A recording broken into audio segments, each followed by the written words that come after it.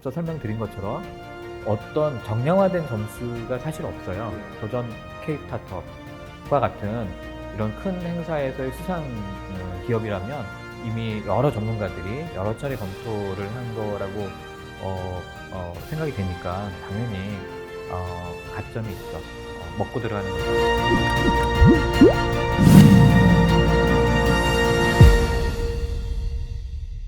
안녕하십니까. 도전 K 스타트업 2022 사회를 맡게 된 박정호입니다.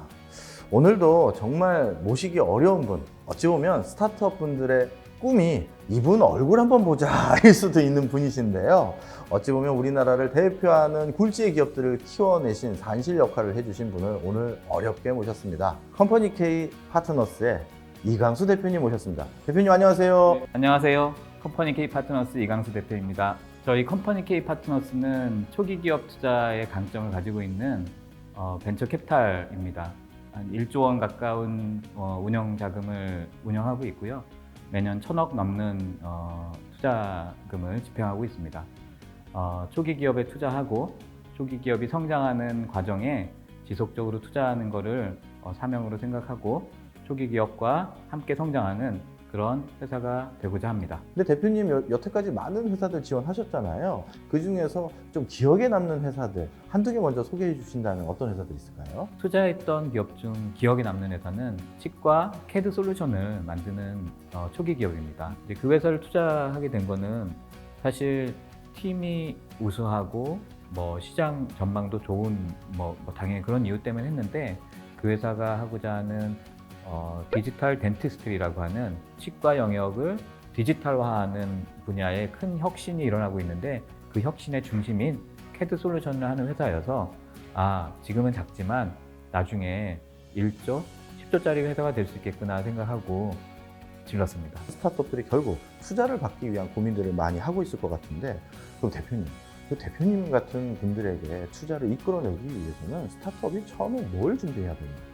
일단은 사업계획서가 첫 번째라고 생각을 합니다. 사업계획서에는 투자자든 미래의 장래 고객이든 또는 우리 회사에 영입하고 싶은 어떤 유능한 인재든 그런 사람들을 설득하기 위해서는 그냥 단순히 말이 아니라 어떤 정리된 자료나 어떤 계획, 그 비전을 같이 공유해야 될 것 같은데요. 각각의 버전에 맞게 우리 회사에 왜 만들었고 어떤 일을 할 거고 그래서 어떻게 성취해 나갈지 성공해 나갈지에 대한 확고한 정리 또는 그런 자료가 반드시 있어야 될 걸로 생각합니다. 투자자들이 네. 이런 도전 K 스타트업 2022 같은 경진 대회를 많이 쳐다보십니까? 그럼요. 그래요. 네. 쳐다보셔서 주로 어떻게 그럼 여기서 발굴할 만한 투자할 만한 그런 회사들을 많이 진짜 찾으신 경험이 있으세요? 맞습니다. 그러니까 도전 K 스타트업은 전국 단위의 아주 큰 정부의 11개 부처가 같이 하는 아주 큰 규모의 경진대회이고요. 짧은 시간에 많은 기업을 볼 수 있는 기회이고요. 또 그걸 준비하는 분들이 사실 많은 기업을 이미 보고 또 일정한 기준에 따라서 코칭도 하고 또 선발도 하고 한 거기 때문에 사실 그런 자리를 통해서 새로운 팀을 만나기도 하고 이런 분야가 요즘 많이들 되고 있구나 하는 동향을 파악할 수 있는 되게 유용한 기회로 생각하고 있습니다.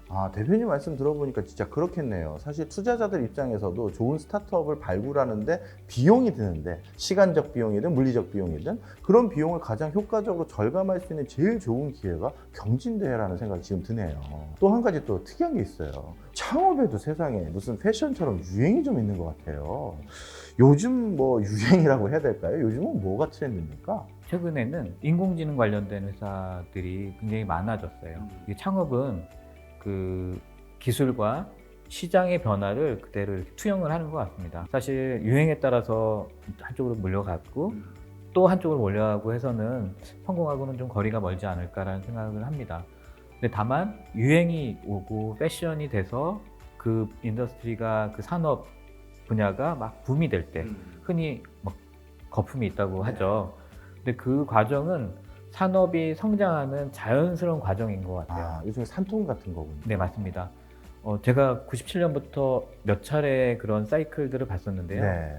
그렇게 막 붐이 되면 좋은 인재와 자본과 기술이 그 산업에 모이고 그 산업의 거품이 어느 정도 꺼지면서 안정화될 때 진짜 큰 경쟁력 있는 기업들이 살아남고 그 회사들이 다시 성장을 해서 큰 기업을 일구는 경우를 많이 봤어요. 그 과정을 통해서 기업이 더 성장하고 그 성장하는 데까지는 한 10년은 봐야 되겠더라 이런 생각이 듭니다. 자, 그러면 갑자기 또 궁금함이 듭니다. 그럼 대표님 같은 경우는 그 당대의 가장 중요한 키워드나 유행 이런 것만 꼭 보시지도 않을 것 같고, 그럼 다 본다고 하시면 우리는 어떻게 합니까? 제일 중요시 여기는 요소 하나만 꼽자 하면 어려운 질문이시겠지만 어떤 걸 꼽으세요? 2개 꼽으면 안 될까요? 2개까지 양보하겠습니다. 저는 팀하고 예. 기술이라고 봅니다. 아. 예, 같은 말이 반복되는 것 같은데요. 일단 그 산업이 오기 전에 투자를 해야 돼요. 이미 산업 누구나 일반인도 입에 오르내리는 기술을 하고 있으면 약간 늦은 거라고 생각이 돼요. 물론 이제 그 분야에 있는 전문가분들이나 그 일을 하시는 분들은 익히 알고 있는 네. 얘기지만 그런 분야에 대해서 미리 몇 년 전에 적어도 2, 3년 전에 먼저 투자를 하고 저희가 투자가 됨으로써 그 산업을 이렇게 같이 성장시키는 역할을 하는 게 좋은 초기 투자자, 그 다음에 초기 기업이 갖는 어떤 경쟁력이라고 생각이 되고요. 그 다음에 그런 기술을 갖고 있는, 그리고 그 기술을 실현하는 거는 결국 팀이잖아요. 사람이잖아요. 결국 그 2가지가 아주 가장 중요한 거라고 생각됩니다. 결국 그 팀의 그 팀워크가 깨져서 회사가 안 된 경우를 정말 많이 봤거든요. 서로 단점을 지적하기 시작하고 누구를 내보내야 된다, 누구를 나가야 된다 하는 순간부터 그 회사는 사실 많은 것들이 좀 어려워지는데 그런 경우는 어떻게 극복해야 될까요? 동업은 좀 위험한 것 같아요. 네. 동업은 위험한 것 같고. 근데 공동 창업을 하겠죠. 네. 근데 이제 동업이라는 게 뭐 지분을 반반씩 갖거나 의사결정을 똑같이 1대1로 하는 것보다는, 그런 팀워크보다는 기술 개발을 잘하는 분, 인력 관리를 잘하는 분, 그 다음에 전략을 잘 짜는 분, 이렇게 각 분야의 전문가, 경쟁력이 있는 분들이 서로 상보적인 관계가 있을 때 이분들 간에 싸울 일보다는 서로 도움을 주고받는 그런 관계가 되기 때문에 덜 싸울 것 같아요. 이렇게 3명이 모였으면 우리 3명 중에 대표는 1명을 뽑아야 될 것 같아요. 3명 다 대표가 될 수는 없고. 그렇죠.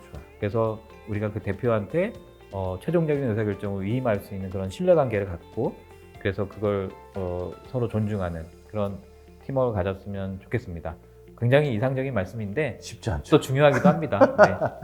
그러면 이런 분들이 실제 결국 투자를 받으면 모두 다 잘 되는 건 아니잖아요. 투자를 받고 난 뒤에 또 여러 가지 직면하는 어려움들이 있을 텐데 투자도 이제 들어갔는데 가끔 좌초되는 스타트업들이 있다면 어떤 이유일까요? 그런 경우에 가장 큰 경우는 산업이 바뀌는 경우예요. 성장할 거라고 예측했던 산업이 여러 가지 이유 때문에 생각보다 성장이 더디거나 아니면 오히려 그러니까 쇠락하거나 예. 이런 경우라면 사실 그 안에 있는 개별 기업들은 혼자 잘해서 되는 게 아니기 때문에 한계가 있기 때문에 결국은 회사를 접을 수 있죠. 스타트업은 피벗할 수 있어야 돼요.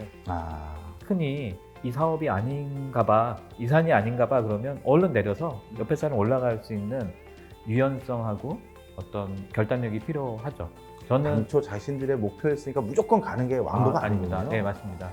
그게 스타트업의 경쟁력이고 강점이지 않나 생각을 합니다.